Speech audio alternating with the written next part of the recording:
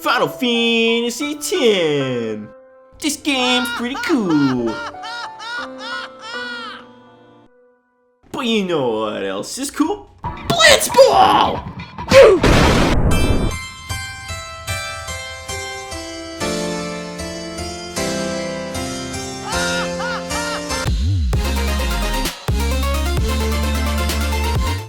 Ah yes, you're the ripe old age of 6 years old and sports seems so lame. Dad's your soccer coach, but you have ADHD, so you just kind of like when soccer's playing, you like don't pay attention, and then they make you goalie because you don't pay attention, and then like all you do is just play in the dirt, and then when people walk over with the ball, they just kick it in, but you're playing with the dirt, so you don't care.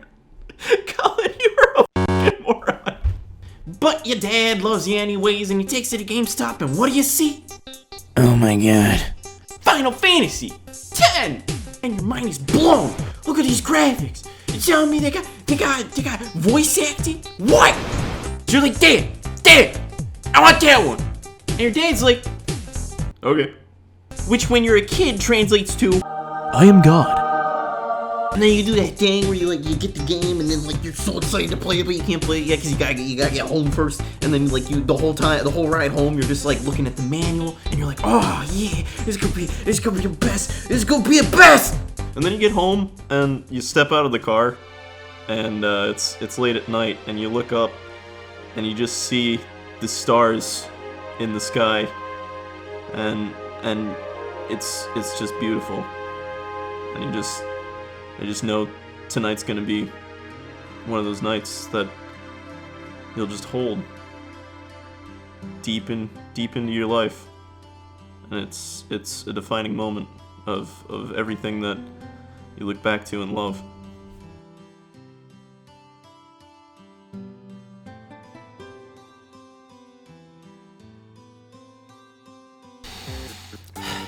So you do what any 6-year-old would do. You immediately engorge upon a bowl full of egg noodles because you don't eat properly and you're starving and you don't understand that you're supposed to eat food on a regular basis. And then the moment you're waiting for the whole night happens. You boot the game up. And this cutscene blows you away. You have no idea what's going on, but it seems so important. And I could talk about this cutscene, this open, like the beginning of this game, a lot more in depth, but I'm not gonna, because that's not what I'm trying to talk about today. Get to the point. Okay, it's getting really, really hard for me to not like gush about like literally just every little detail about this game. I'm literally at the beginning. And I want to nerd out about like the menu, the music, the cutscenes, like everything. I really maybe in the future I'll make like this super big Gush video. I don't know. I'm just trying to get to one thing. Stick with me. So anyways, you boot up the game. You load in to Xanarkin as the Tide Man, and what do you see? The f is that? This is the first time we see a Blitzball.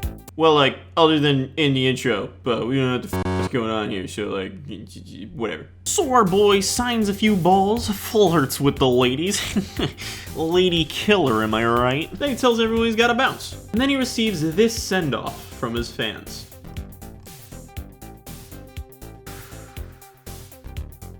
And this little ritual is actually one of the coolest parts of the game that we get introduced to right at the beginning. This motion symbolizes good luck to the player, similar to the term break a leg in acting. This motion over time becomes a symbol of prayer and faith in the world of Spira. And I think us being introduced to the origin of this motion immediately, and then finding out later what it's turning into is actually super cool. Any Blitzball player would know that prayer. It was the Blitzball sign for victory. Camera transitions. We're in this new environment that we can only assume is Xanarkin. And then we get a moment where we get this shot of Titus looking up to this man. And we don't know who this guy is, but Titus obviously looks like This guy again. Also, like, just like quick, like, filmography nerd out. Like Jet's like obviously in the position of power, and it makes like Titus look a little smaller. But like Titus is like looking up to him, but he's obviously like disappointed. So like it's just cool. It's just cool because like you know exactly what's going on without like any words being said. So Titus, Titus to tied to T. It should be tied because like waves, right? But then there's Titus. Orin hands Titus' sword. I guess technically you can like name him whatever you want. So like if I say Titus, it's fine, right? Right? Yeah. So Titus scoffs and runs off from this billboard, and it leads to one of the most sublime parts of this game and of the experience you get from how intricate Blitzball is to this world. I was in a coffee shop running away from home when I heard the news. Our hero, Jet, gone, vanished into thin air. My dad must have been his biggest fan. I knew how sad he'd be. Heck, we all were that day. Zanar, I says to myself, what are you thinking? I went running straight back home. We sat up talking about Jet all night. My dad and I never talked so much. Whoa, didn't mean to reminisce, folks. Anyway, 10 years later, the Jet Memorial Cup tournament is today. The two teams that have won through to the finals are, of course, the Abes from A East and the Duggles from C South. I know there's a lot of people out there today to see the star of the Abes. In just 1 year, he's become the team's #1 player. He's Jet's blood and the new hope of Blitzball. What kind of super play will he show us today? Will we see his father's legendary shot? I don't think I'm the only one excited here, folks.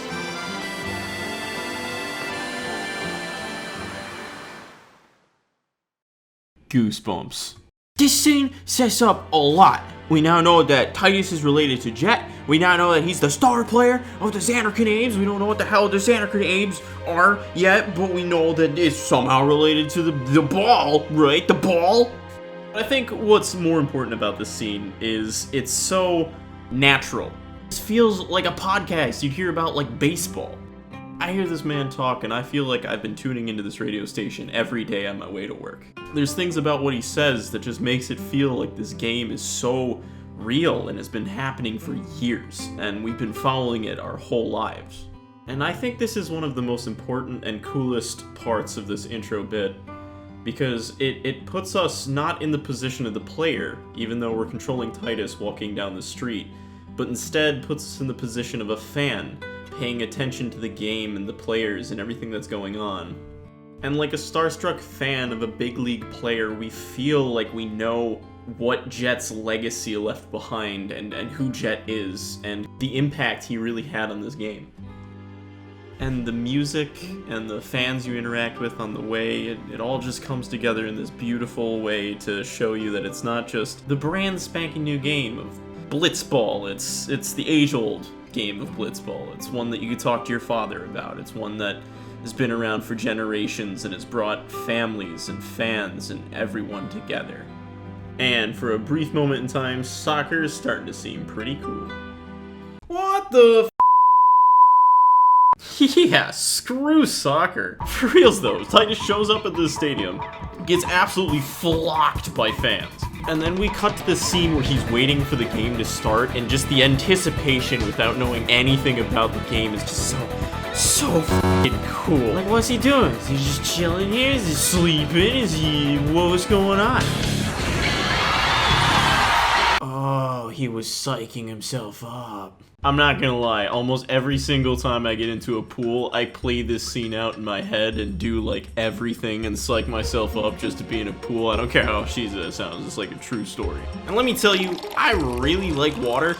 I like drinking it, I like bathing in it, and last but not least, I really like swimming in it. Aha, public pools. Remember when those were a thing?